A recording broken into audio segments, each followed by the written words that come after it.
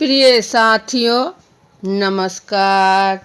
मैं संजू कुमारी सरोज आप सभी का सरोज संपदा चैनल पर सहृदय स्वागत करती हूँ।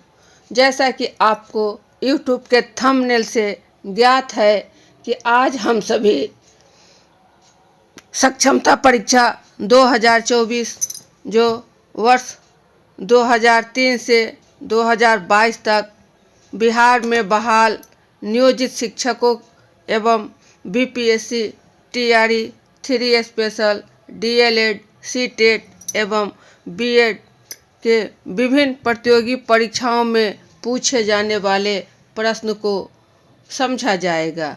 मैं पिछले 20 वर्षों से बिहार सरकार के शिक्षा विभाग में कार्यरत हूँ। कार्य का दायित्व अब तक ऑफलाइन में ही रहा है, परंतु अब मेरी कोशिश रहेगी कि ऑनलाइन भी कुछ जानकारी अपने नए एवं पुराने साथियों के साथ साझा करती रहूं। तो ज़्यादा देर ना करते हुए सेशन शुरू किया जाए। जैसा कि आप स्क्रीन पर देख रहे हैं कि यह प्रैक्टिस सेट है जो आपको पार्ट 8 के रूप में है। इसके पीछे भी आपको विभिन्न प्रतियोगी परीक्षाओं में पूछे जाने वाले शिक्षा शास्त्र से संबंधित मस्ट चॉइस क्वेश्चन जो आपको देखने को मिलेंगे। तो ये रहा प्रश्न 1। निम्नलिखित में अध्यापन अधिगम का सबसे प्रभावशाली माध्यम कौन सा हो सकता है? ए. नकल करना एवं दोहराना। बी. संकल्पनाओं के मध्य संबंध खोजना। सी. बिना विश्लेषण के अवलोकन करना। डी. विषय वस्तु को याद करना। आपको सही विकल्प का चयन करना है ए, बी, सी एवं डी से। तो इसका सही उत्तर प्रभावशाली माध्यम अधिगम के लिए सबसे अधिक प्रभावशाली माध्यम पूछा जा रहा है। तो कोई भी इफेक्टिव अधिगम लर्निंग आपको नकल करने एवं दोहराने से संबंधित नहीं होगा।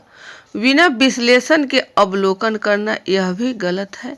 और विषय वस्तु को याद करना, चूँकि हमारा एनसीएफ 2005 स्पष्ट रूप में बताता है कि याद करना यानी रटंत को बिल्कुल नहीं। तो इस प्रकार डी भी गलत है। सही ऑप्शन हमारा बी की ओर है। सही ऑप्शन बी, संकल्पनाओं के मध्य संबंध खोजना।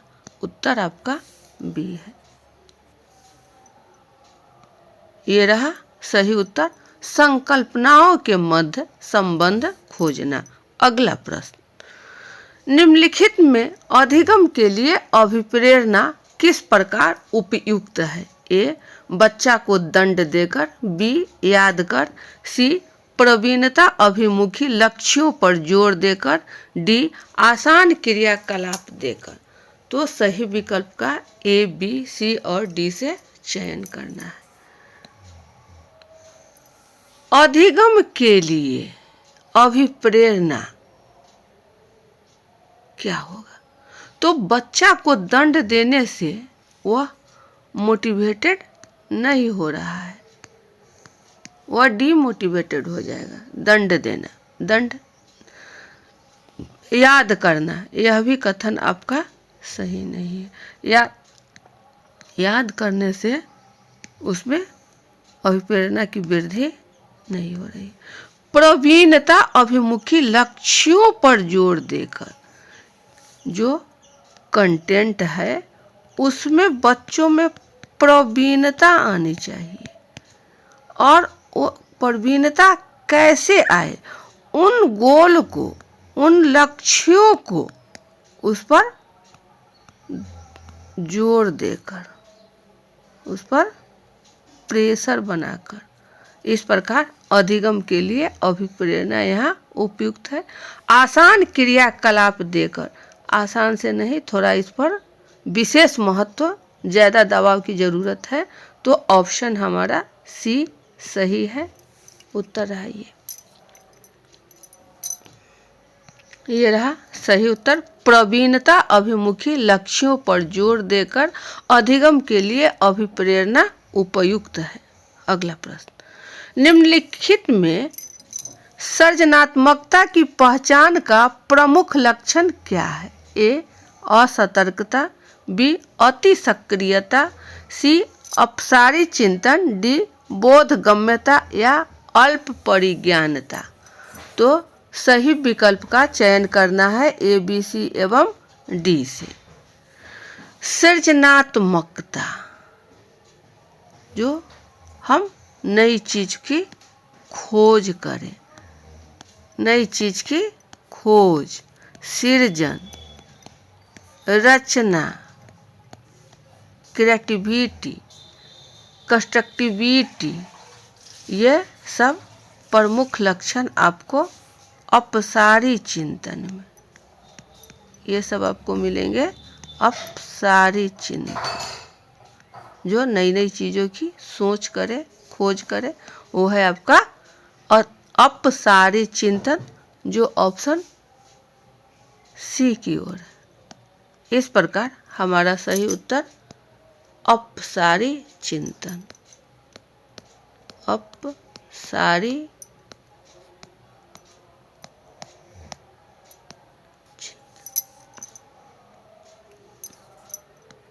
ये रहा आपका सही उत्तर।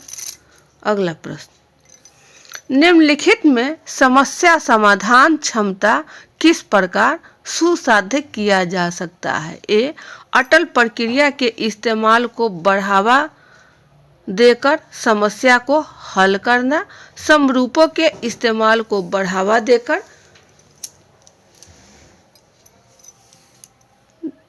छात्र में डर की भावना जागृत कर, और डी है आपको लगातार अभ्यास एवं कार्यान्वयन पर जोर देकर। तो सही विकल्प का चयन करना है, ये है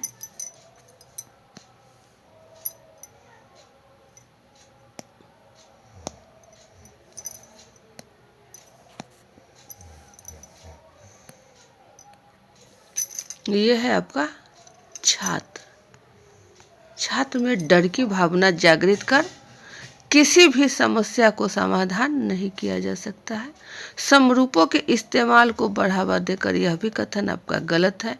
अटल प्रक्रिया के इस्तेमाल नहीं, इससे भी समस्या को हल नहीं किया जा सकता है। लगातार कंटिन्यूटी अभ्यास, प्रैक्टिस कहना भी है, minus practice of everything is equal to 0। तो जब तक हम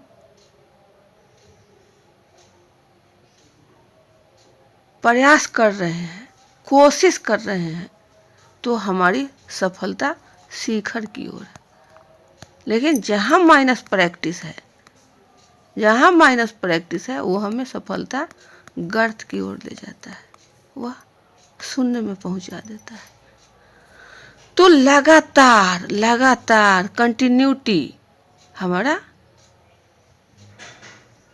किसी भी समस्या को सुसाध्य किया जा सकता है।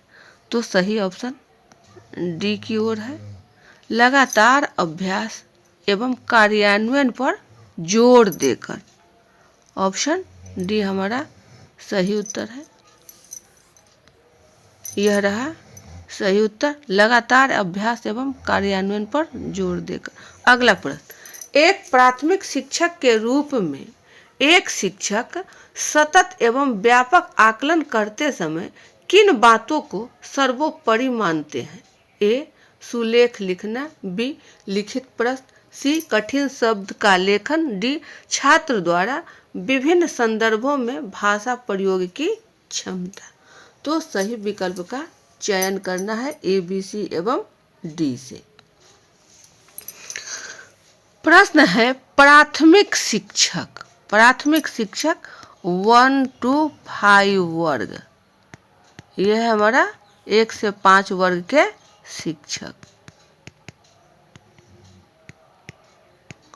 सतत एवं व्यापक आकलन करते समय किसको सर्वोपरि मानना है? सतत। तो सुलेख लिखना, यह कथन आपका गलत है। सिर्फ लिखने से इसका आकलन नहीं किया जा सकता है। सतत एवं व्यापक, कंटिन्यूटी। यहाँ लिखित प्रश्न पत्र, इससे भी आपका कथन सही नहीं। कठिन शब्द का लेखन, यह भी आपका सतत एवं व्यापक के अंतर्गत नहीं। छात्र द्वारा विभिन्न संदर्भों में भाषा प्रयोग की क्षमता, यह कथन आपका सही है। क्योंकि यहाँ सतत है, मतलब लगातार, कंटिन्यूटी। तो भाषा प्रयोग की क्षमता मतलब बढ़ते रहना है। छात्र द्वारा विभिन्न संदर्भों में, विभिन्न क्रियाकलापों में उनके द्वारा जो भाषा का प्रयोग की जाती है, छात्र द्वारा, यह शिक्षक के लिए एक आकलन है और यह सर्वोपरि माना जाता है। ऑप्शन आपको डी की ओर, ये रहा सही उत्तर। अगला प्रश्न, छात्रों में ज्ञान की रचना करने एवं अर्थ का निर्माण करने की क्षमता होती है। निम्नलिखित में एक शिक्षक के भूमिका इस परिप्रेक्ष्य में क्या हो सकती है? ए एक सुगमकर्ता, बी एक निदेशक, सी तालमेल बिठाने वाला, डी संप्रेषण एवं व्याख्याता। तो सही विकल्प का चयन करना है ए, बी, सी और डी से। छात्रों में ज्ञान की रचना करने एवं अर्थ का निर्माण करने की क्षमता होती है, ये हम सभी जानते हैं। इससे हम विज्ञ हैं कि यह जो कथन है कि छात्रों में ज्ञान की रचना करना एवं अर्थ का निर्माण करना की क्षमता होती है, तो शिक्षक इसमें क्या भूमिका अदा कर सकते हैं? एक सुगमकर्ता, एक निदेशक नहीं, यहाँ डायरेक्टर नहीं, तालमेल बिठाने वाला कि हाँ, यह भी आपको गलत है। संप्रेषण एवं व्याख्याता, यह भी आपका कथन है, गलत है। शिक्षक एक फैसिलिटेटर है, वह एक सुगम करता है, वह विषय वस्तु को उचित जगह पर उचित समय पर रखने के लिए छात्रों द्वारा प्रयासरत रहता है। तो यहाँ शिक्षक की भूमिका फैसिलिटेटर के रूप में है, जो ऑप्शन आपको ए की ओर जाता है, एक सुगमकर्ता। ये रहा सही उत्तर। अगला प्रश्न, बच्चे की सामाजिक मनोवैज्ञानिक आवश्यकता के साथ निम्नलिखित में कौन सा संबंध नहीं है? ए संवेगात्मक सुरक्षा की आवश्यकता, बी सानिध्य की आवश्यकता, सी सराहना की आवश्यकता और डी है नियमित रूप से शरीर के अपशिष्ट पदार्थ को बाहर निकालना। तो सही विकल्प का चयन करना है ए, बी, सी और डी से। प्रश्न है कि बच्चे की सामाजिक मनोवैज्ञानिक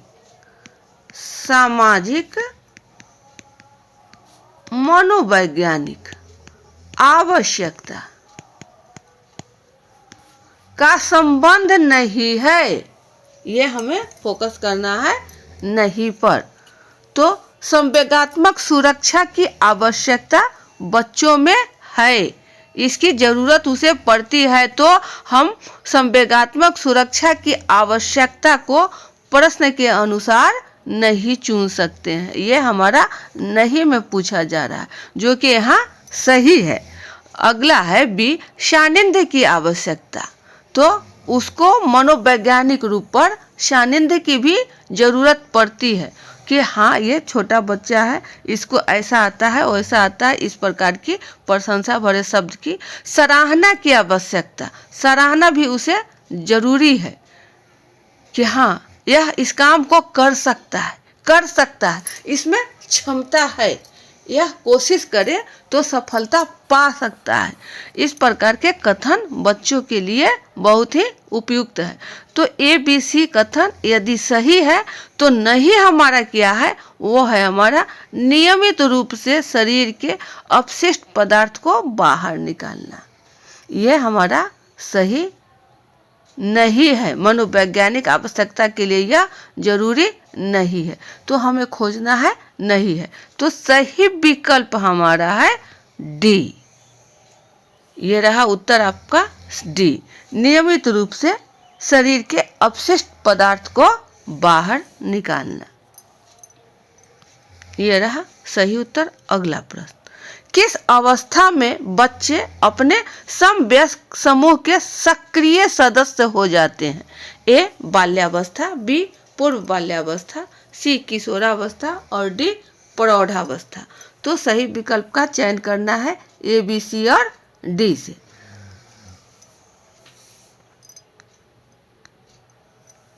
समवयस्क जो बच्चे जिस आयु वर्ग के होते हैं उसी उम्र वर्ग समूह के बच्चों की एक गिरोह बनता है। वो घुमंतु भी होते हैं, उनमें एक टोली बनाकर इधर से उधर कार्य करने की क्षमता में वृद्धि होती है। ये जो टोली में घूमते हैं उस टोली में किसी अच्छे बच्चे को एक अपना नायक भी बना देते हैं, नायक। तो इस प्रकार यह आपको किशोरावस्था या किशोर उम्र के बच्चों में प्रायः देखा जाता है कि जो भी एक उम्र के बच्चे होते हैं उनकी एक गिरोह बन जाती है, एक टोली बन जाती है। और उन टोली मतलब समूह, गिरोह मतलब समूह, जो समवयस्क होते हैं। ये आपको समवयस्क एक ही उम्र आयु वर्ग के बच्चे होते हैं और इसमें जो सक्रिय सदस्य होते हैं वो किशोरावस्था के बच्चे होते हैं। तो हमारा सही उत्तर सी की ओर है। सही उत्तर सी, किशोरावस्था। ये रहा सही उत्तर का मिलान। अगला प्रश्न, निम्नलिखित में डिसलेक्सिया किससे संबंधित है? ए पठन विकार, बी गणितीय विकार, सी मानसिक विकार और डी व्यवहार संबंधी विकार। तो सही विकल्प का चयन करना है ए, बी, सी एवं डी से। सवाल है डिसलेक्सिया। डिसलेक्सिया डिसलेक्सिया ये डिसलेक्सिया जो है आपको पठन विकार से संबंधित है। इसमें जो छात्र पढ़ते हैं वो आपको उन्हें स्पष्ट समझ में नहीं आता है, पढ़ने में कठिनाई का सामना करना पड़ता है। तो जहाँ भी पठन विकार हो वो आपको डिसलेक्सिया के अंतर्गत, गणितीय विकार आपको डिस्कैलकुलिया, गणितीय विकार आपको डिस्कैलकुलिया, मानसिक विकार, व्यवहार संबंधी विकार, ये सब अलग अलग प्रकार के हैं। तो हमारा सही विकल्प ए की ओर है, पठन विकार। पठन विकार, ऑप्शन ए। सही उत्तर का मिलान कर लिया जाए। यह रहा सही उत्तर। अगला प्रश्न, निम्नलिखित में सीखने की प्रक्रिया में अभिप्रेरणा कौन सा है? ए शिक्षार्थी में सीखने के प्रति रुचि का विकास करता है, बी सीखे हुए नए अधिगम से अलग करती है, सी स्मरण शक्ति को पैना बनाती है, डी एक दिशा में सोचने योग्य बनाती है। तो सही विकल्प का चयन करना है ए, बी, सी एवं डी से। सीखने की प्रक्रिया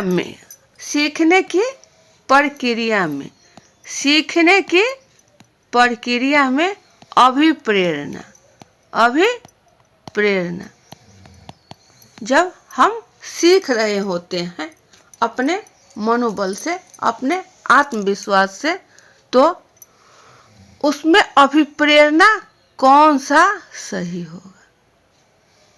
यहाँ शिक्षार्थी में सीखने के प्रति रुचि का विकास करता है, चूँकि वह सीखने के लिए लालायित है, वह प्रयासरत है, वह कोशिश करता है। तो ऑप्शन ए आपका गलत होंगे। सीखे हुए नए अधिगम से अलग करती है, अलग करने की यहाँ बात ही नहीं है, इस प्रकार बी कथन भी गलत है। स्मरण शक्ति को पैना बनाती है, यह कथन आपको सही है। एक दिशा में सोचने योग्य बनाती है, यह भी कथन आपका गलत है। तो सही ऑप्शन आपको डी की ओर है, सही ऑप्शन आपको सी की ओर है। स्मरण शक्ति को पैना बनाती है, स्मरण याद को वह पैना, यह ऑप्शन सी की ओर है। अगला प्रश्न, निम्नलिखित में सीखने के अंतःदृष्टि सिद्धांत किनके द्वारा बढ़ावा दिया गया? ए पावलोव, बी वाइगोत्स्की, सी पियाजे, डी गेस्टाल्ट सिद्धांतवादी। तो सही विकल्प का चयन करना है ए, बी, सी एवं डी से। सीखने के अंतःदृष्टि सिद्धांत, इनसाइट थ्योरी, इनसाइट थ्योरी, ये आपको किन मनोवैज्ञानिक द्वारा दिया गया? अंतःदृष्टि सिद्धांत किनके द्वारा बढ़ावा दिया गया है? यह प्रश्न आपको गेस्टाल्ट से संबंधित है। गेस्टाल्ट, ये गेस्टाल्ट मनोवैज्ञानिक जिन्होंने सिद्धांत दिया वे 3 थे, वे क्रमशः 3 थे। एक में है आपको वर्दीमर, दूसरा है कोहलर और तीसरा है कोप्फा। वर्दीमर, कोहलर, कोप्फा, ये आपको गेस्टाल्ट सिद्धांतवादी के रूप में जाते हैं, गेस्टाल्ट सिद्धांतवादी के रूप में जाने जाते हैं। यहाँ इनसाइट दृष्टि, कभी कभी आपको यह भी प्रश्न देखने को मिलेंगे कि वर्दीमर, कोहलर और कोप्फा ने किन सिद्धांतों के प्रतिपादित किए? तो वहाँ हमारा सही विकल्प होगा अंतःदृष्टि सिद्धांत या गेस्टाल्ट, गेस्टाल्ट सिद्धांत। तो हमारा सही विकल्प डी की ओर, डी गेस्टाल्ट सिद्धांतवादी, ये रहा सही उत्तर। अगला प्रश्न, निम्नलिखित में अंतःदृष्टि सिद्धांत का प्रमुख प्रवर्तक किसे माना गया है? वर्दीमर, कोप्फा, कोहलर और उपयुक्त सभी। तो सही विकल्प हम सभी अभी पिछले प्रश्न में ही देखा कि अंतःदृष्टि, अंतःदृष्टि सिद्धांत के प्रतिपादक वर्दीमर, कोहलर, कोप्फा तीनों हैं। तो इस प्रकार सही विकल्प हमारा डी की ओर है, डी की ओर। ये सब आपको गलत हो जाएंगे, उपर्युक्त सभी। ये रहा सही उत्तर, उपयुक्त सभी। अगला प्रश्न, विकास कभी न समाप्त होने वाली प्रक्रिया है, यह विचार निम्नलिखित में किससे संबंधित है? ए अंतःक्रिया का सिद्धांत, बी एकीकरण का सिद्धांत, सी निरंतरता का सिद्धांत, डी अंतःसंबंध का सिद्धांत। तो सही विकल्प का चयन करना है ए, बी, सी और डी से। प्रश्न है, विकास, बढ़ोतरी, डेवलपमेंट, यह कभी ना समाप्त होने वाली, यह खत्म ही नहीं होने वाली है, ये आपको खत्म ही नहीं होने वाली, समाप्त ही नहीं होने वाली। वह किससे संबंधित है? तो अंतःक्रिया का सिद्धांत, यह संबंधित है लेकिन उपयुक्त नहीं है। 4 विकल्पों, तो यह कथन आपके गलत। एकीकरण का सिद्धांत, यह भी कथन आपका गलत है। निरंतरता का सिद्धांत, ये आपका कथन सही है, क्योंकि जहाँ कंटिन्यूटी रहेगी, जहाँ आपको निरंतरता रहेगी, तो यहाँ डेवलपमेंट होना ही होना है, ग्रोथ होगा ही होगा, विकास होना ही होना है। तो यह आपको संबंधित विचार है निरंतरता का सिद्धांत, अंतः संबंध का सिद्धांत। यह कथन भी आपका गलत है। तो ऑप्शन हमारा सी की ओर जा रहा है, ऑप्शन सी, निरंतरता का सिद्धांत। यह रहा सही उत्तर। अगला प्रश्न, निम्नलिखित में बच्चों के बौद्धिक विकास की 4 विशिष्ट आवश्यकताओं की पहचान किनके द्वारा की गई? ए पियाजे, बी एरिक्सन, सी कोहलबर्ग और डी स्किनर। तो सही विकल्प का चयन करना है ए, बी, सी और डी से। बच्चों के बौद्धिक विकास की 4 विशिष्ट आवश्यकताओं की पहचान किन मनोवैज्ञानिक के द्वारा किया गया? तो हम सभी जानते हैं कि पियाजे महोदय द्वारा विकास के 4 आवश्यकताओं को उन्होंने बताया। यह है आपको पियाजे महोदय। एक है आपका पहला में संवेदी प्रेरक, दूसरा है आपको पूर्व संक्रियात्मक, और तीसरा है आपको संक्रियात्मक, और चौथा है आपको औपचारिक। यह है संवेदी प्रेरक,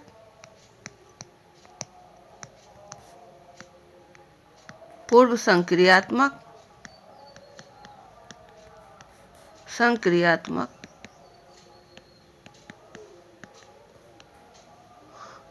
इस प्रकार 4 विशिष्ट आवश्यकताओं की पहचान पियाजे महोदय ने किया।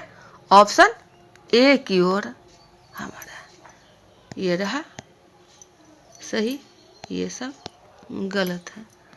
तो सही उत्तर का मिलान पियाजे। अगला प्रश्न, निम्नलिखित में एक शिक्षक को छात्रों की क्षमताओं को समझने का प्रयास करना चाहिए।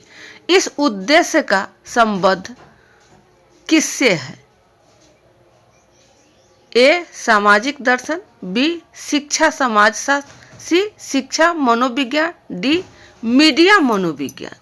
तो सही विकल्प का चयन करना है ए, बी, सी और डी से। शिक्षक को छात्रों की क्षमताओं को समझने का प्रयास करना चाहिए। यह उद्देश्य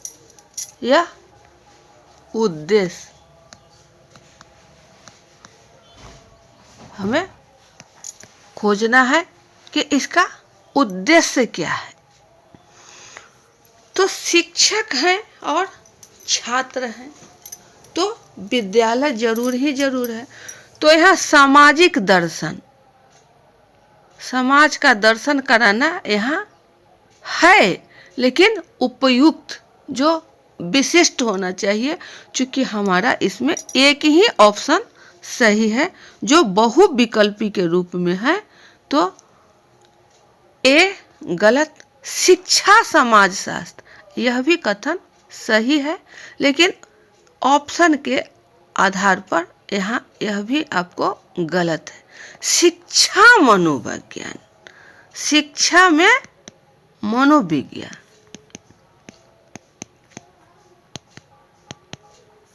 शिक्षा मनोविज्ञान, ये जो आपको साइकोलॉजी है ये उपयुक्त है।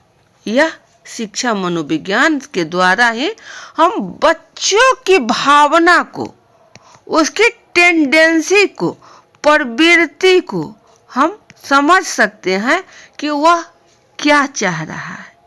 कोई बच्चा कोई कार्य नहीं कर रहा है तो उसकी मनोवैज्ञानिक विधि से अध्ययन करना पड़ेगा कि किस स्थिति में बच्चे किसी काम को अंजाम नहीं दे रहे हैं। तो यहाँ सही विकल्प आपको सी की ओर होंगे, शिक्षा मनोविज्ञान। मीडिया मनोविज्ञान, मीडिया से यहाँ कोई तालमेल नहीं है, मीडिया मनोविज्ञान आपको गलत है। यदि सही दृष्टिकोण से देखा जाए तो प्राथमिक विद्यालय में जो भी शिक्षक शिक्षिका हो उन्हें कम से कम मनोविज्ञान विषय में मास्टर होना चाहिए। उन्हें बिल्कुल, ये जब कोई शिक्षक मनोविज्ञान विषय से एमए है, तब बच्चे की क्या गतिविधि होनी चाहिए, उनकी भावना कैसी होनी, उनमें प्रवृत्ति क्या होनी चाहिए, इस अध्ययन को समझने के लिए इसकी व्यवस्था होनी चाहिए कि प्राथमिक स्तर पर जो भी शिक्षक है वो कम से कम मनोविज्ञान विषय से एमए जरूर हो। तो हमारा सही उत्तर सी। सही उत्तर का मिलान कर लिया जाए। ये रहा सही उत्तर। वीडियो ज़्यादा लंबा न बने सेशन को समाप्त किया जाता है और पुनः हम सब अगले सेशन में अच्छे प्रश्नों के लेकर उपस्थित होंगे और विभिन्न प्रतियोगी परीक्षाओं के लिए प्रश्नोत्तरी को समझा जाएगा। तब तक सेशन को यहीं बाइंड अप किया जाता है। जय हिंद।